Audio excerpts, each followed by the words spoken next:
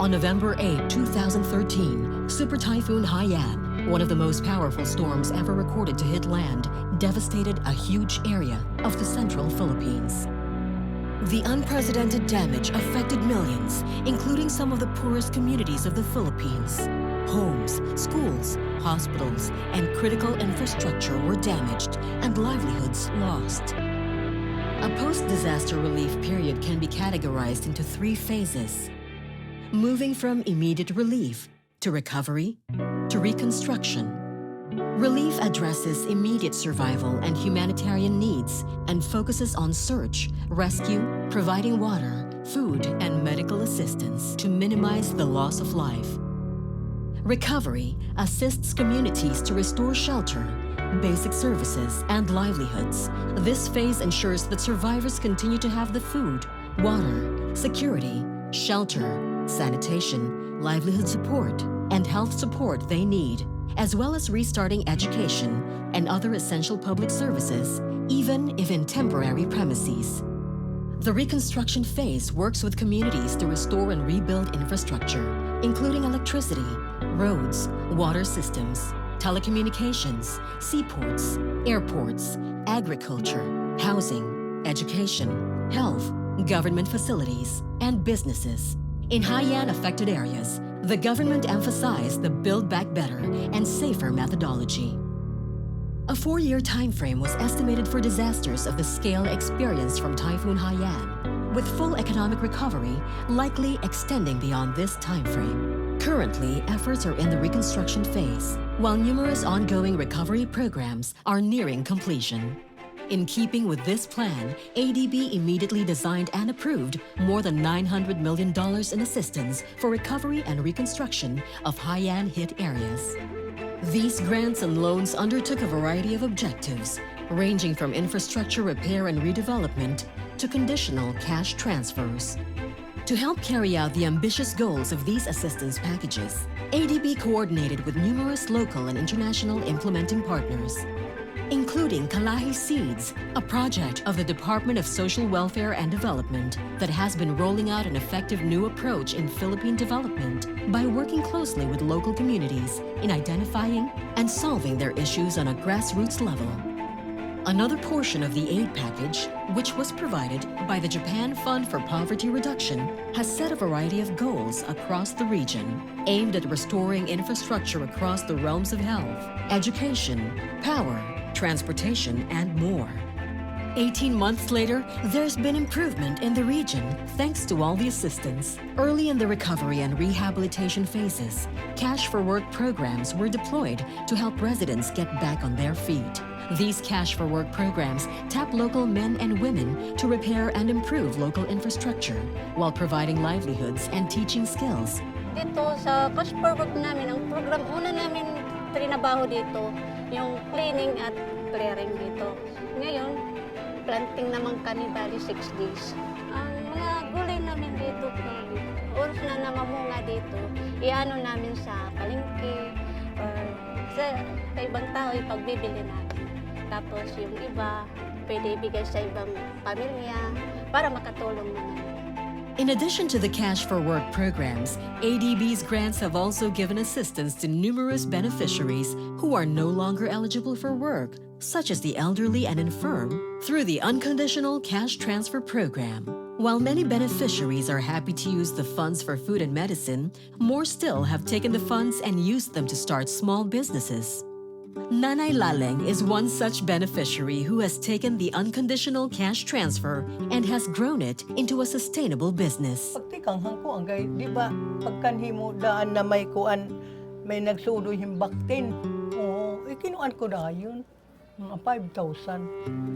I-shoot ko na yun hagto. Kauman. Ang iba naman, amo na nagkuhan ko ng tubag yung puhunan. Yan na, nagkukuan na ito. Nag-aanak-anak na kidaan. Tutulog ang water kanit. Muram yan na mananggiti. Kauman niya, itong tutulog ko dito nagsusurunod. May nalagod na kaka. Nakikita na yung tubo. Salit na ako ko na pagpasalamat nga ito. Kadamo na magto. Kauman niya ka na bunot. Kaya ka napili. Ako ko na salamat. Nasugad ako. While these more immediate programs have been helping families get back on their feet all over the region, ADB's grants and programs have simultaneously begun the work on the long road of infrastructure redevelopment.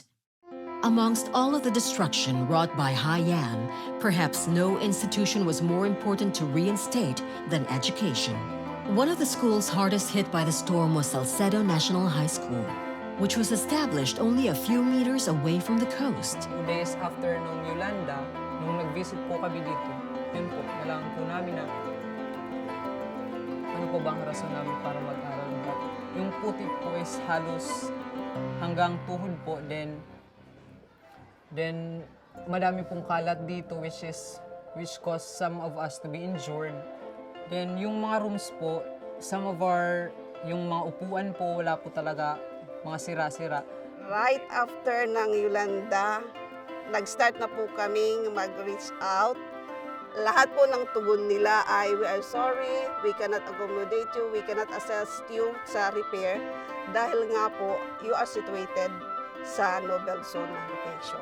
While other organizations and agencies were unable to assist the school due to its unsafe location, ADB and the Japan Fund for Poverty Reduction were able to find a unique solution.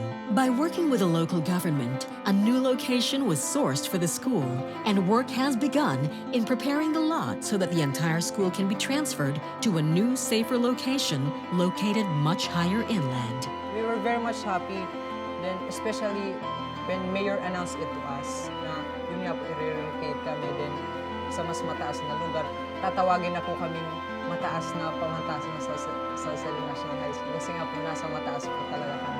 While Salcedo High School undergoes a significant process of relocation, many other schools across the region have already begun construction of new sturdy classrooms. In addition to providing new classrooms where children can learn without the distractions and stress of a dilapidated environment, these new schools have been designed to also double as resilient evacuation centers. These new structures were tested recently when Typhoon Ruby swept Samar and Leyte in 2014. The reinforced buildings proved their worth when they withstood winds of over 200 kilometers per hour, saving lives and infrastructure costs in numerous towns across the region. To further strengthen communities against disaster, Plan International, one of ADB's implementing partners, has been conducting disaster risk reduction and management workshops to educate both adults and children about how to prepare for future calamities. So yung mga itinuturo natin dito sa display shop ng bata sa DRR is more on yung basic concepts ng disaster risk reduction, ng climate change adaptation. Yung process na ginagawa natin is, yung mga basic concepts is tinuturo muna natin, tapos after that, pinapaglaro namin yung mga bata base dun sa mga natutunan nila.